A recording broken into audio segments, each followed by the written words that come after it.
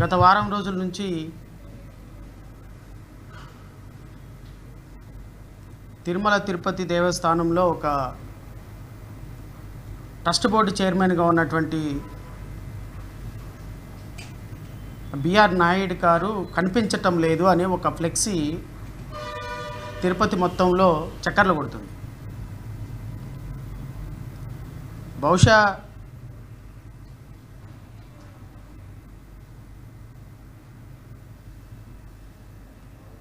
Tirumala TTD అధ్యక్షులు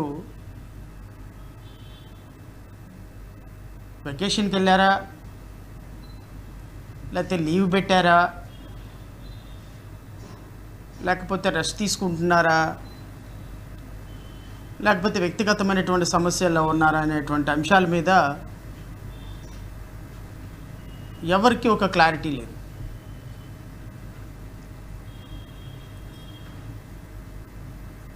అంటే నార్మల్గా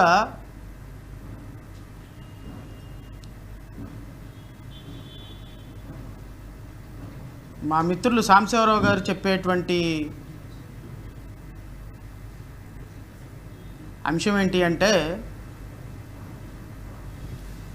మా చైర్మన్ గారు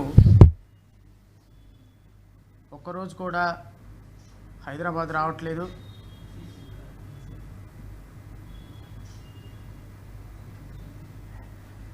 హైదరాబాద్ వచ్చినా నాకు తిరుపతి కొండలు గుర్తొస్తున్నాయి, వెంకటేశ్వర స్వామి గుర్తొస్తున్నారు,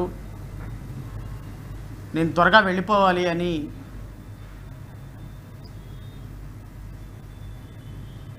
చెప్తా ఉంటారు. సో ఇక్కడికి వచ్చినప్పటికీ కూడా ఆయన మనసంతా తిరుమలలోనే ఉంది అని